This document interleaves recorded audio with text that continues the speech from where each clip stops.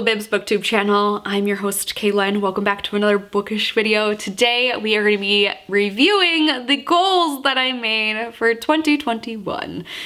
Which, let's get into a little bit of backstory about 2021. So 2021 did not start off hot at all. So January through April, not a good time for Kaylin. May through the end of the year was a fantastic time to be Kaylin. So that definitely affected my reading mood, reading taste, kind of what I was doing, and so on. So yeah, let's just get on to the reading goals. So coming in at number 1, our first goal was to read 30 books. However, I only read 28. That's me playing the world's smallest violin because I'm really upset about it. But it is what it is. I always try to finish my reading challenge every year. I think there's only 2 or 3 years that I maybe have not missed it since I started keeping track back in like 2010.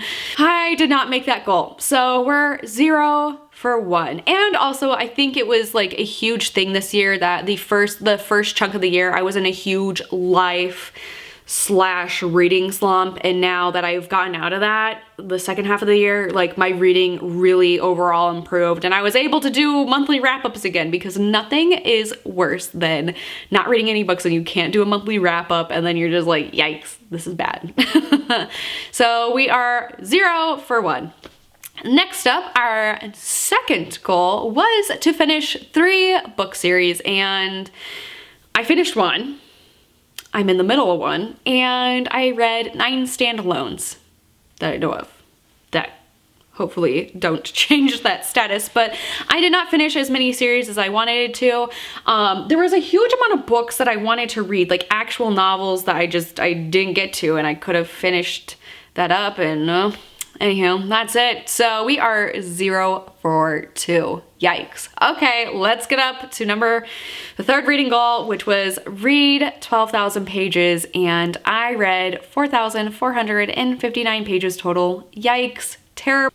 I was off by over 7,500 pages for this challenge, which, I mean, this is also why, like, I thought I was gonna read more like actual novels rather than comics. So when you read like a comic volume, there's like 160 pages. So yeah, I almost met my goal, but like the pages were just not there because of the book size. So yikes, 3 strikes and we're out. So we're 0 and 3. Ah, mamma mia. Okay, so let's get to reading goal number 4.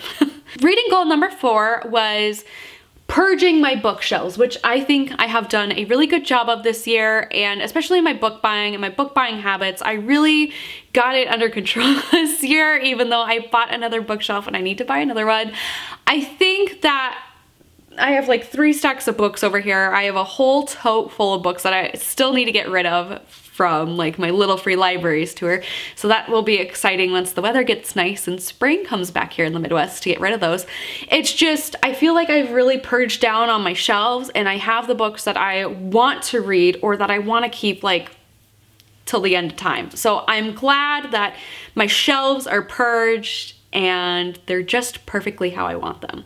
Next up is goal number 5, make more time to read, which I am so glad like this finally happened this year.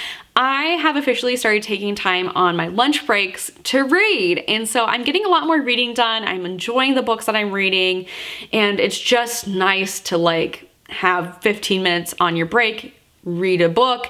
Last but not least, the last goal that I had was the TBR bookshelf, which I did for majority of the year, so I don't know if I should count this as half a goal completed. But since I moved into my new apartment, obviously that bookshelf is not behind me or near me anymore. It's actually in my bedroom where I keep all my Hy-Vee magazines.